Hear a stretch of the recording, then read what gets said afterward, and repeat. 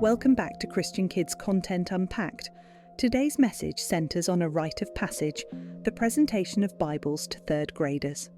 The speaker establishes an immediate emotional connection by sharing her own childhood excitement and subsequent guilt over losing her first Bible. This powerful, relatable narrative is used to fetishize the physical object, the Bible, as a sacred artifact and anchor the child's self-worth to the object's retention, despite the message's claim of unconditional love. Good morning! How are you? This is pretty cool, isn't it? Yeah! So, I remember being in third grade and getting my Bible. And I was so excited. It was so cool. It was my very first Bible. And some of you may already have Bibles, but for some of you, this may be your very first one. And you know what happened after I got my very first Bible? I lost it. And I felt really bad. And I was really worried that God would be mad at me. Or that God would be disappointed that I had lost my Bible. Or that my church would be disappointed. The speaker foregrounds the emotional transaction of guilt and fear associated with the Bible. She confesses fearing that God and the church would be mad or disappointed over the loss of the physical book. Common sense teaches that unconditional love should not be contingent upon the security or loss of a physical object. The existence of the speaker's original childhood fear validates the institutional pressure placed on the children. This utilizes vulnerability exposure. The speaker shares a painful personal memory to elicit sympathy and establish the normative fear that religious value is tied to the physical book's maintenance. By defining the cost of losing the Bible as institutional disappointment, the sermon sets up the church, not God, as the primary enforcer of the book's value and the judge of the child's obedience. This is a problem because it uses a personal confession of childhood fear to validate the child's potential guilt, reinforcing the idea that religious objects are instruments of judgment. Ask yourself, is the message comforting or legitimizing the fear of institutional disappointment? That I'd lost my Bible. And I got older, and I got other Bibles for other things, and you'll get other Bibles in your life as you hit different stages in your faith journey. And then one day while I was in college, I went back home to visit the church that I grew up in, and someone said to me, "Hey, did you get your book? I left your book out for you." And I said, "What book? I don't even live here anymore." Do you know what book it was? It was my third grade Bible. It had come back to me. Even when I thought that maybe God might be upset with me, the truth was God wasn't upset, was he? The physical Bible's return years later is presented as a minor miracle, validating the book's importance and the speaker's eventual forgiveness. This focuses excessive reverence on the physical object itself. Common sense teaches that the return of a lost object is due to human memory, chance, or logistical organization, not divine intervention. The story grants the book a sacred, almost miraculous property. This relies on anecdotal evidence and confirmation bias to reinforce the artifact's special status. The story teaches that the object has a spiritual destiny that transcends the owner's care. This act of fetishization, granting special power or reverence to a physical object, shifts the focus away from the spiritual content of the text and onto the material artifact.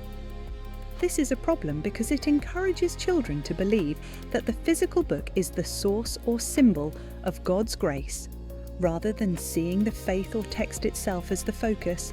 Ask yourself, is the message valuing the text message or the physical object's destiny? No. Does God still love you? Yes. And I would show you my third grade Bible, but I kind of lost it again. It's in a box somewhere in all the boxes that came with me from East Texas when I came here from another church. I have it, I promise, and I will show it to you sometime. But what I want you to see this morning are these Bibles that are yours. And you're going to go on adventures with these Bibles, and you're going to learn things about God and yourself with these Bibles. But most of all, I hope you remember that you're loved. And it doesn't matter how much of this Bible you read, and it doesn't matter if you lose this Bible or you keep it forever. I hope you keep it forever. God still loves you. The speaker offers a powerful declaration of unconditional love. Doesn't matter if you read it, doesn't matter if you lose it. But this comfort is strategically timed immediately after the intense focus on the object's sacredness and her own guilt over losing it. Common sense teaches that the message is fundamentally contradictory. If reading and keeping the Bible doesn't matter, then the entire elaborate presentation and story of loss and return are pointless. This is a form of cognitive dissonance reduction. The speaker offers a soothing, emotionally appealing statement of unconditional love to relieve the guilt generated in the first two segments, making the listener feel safe and emotionally obligated to the institution. The true purpose is not to diminish the Bible's value, but to preemptively remove the child's guilt, ensuring they remain in the institution without abandoning the sacred artifact. This is a problem because the message uses the language of unconditional love as a rhetorical tool to secure the child's emotional loyalty, masking the underlying demand for compliance and reverence. Ask yourself, is the message offering unconditional love or a guilt-free license for compliance? And this church loves you. And we are so excited that you are beginning another stage of your faith journey. Because you're starting to be a little more grown up. Do you know that? Yeah, I know. It's scary. It's scary. But we are so proud of you. And we're so proud of who you're becoming. And we want to celebrate that. And so we're going to pray over these Bibles. And we're going to pray over you guys. Okay? So will you all join me in a moment of prayer? Holy and gracious God, we give you so much thanks for these children who are sitting here, for the children in the first service, and for the children who aren't here this morning, but we have their Bibles here. I give you thanks for their love. I give you thanks for their laughter. I give you thanks for their life and all of the fun that they bring.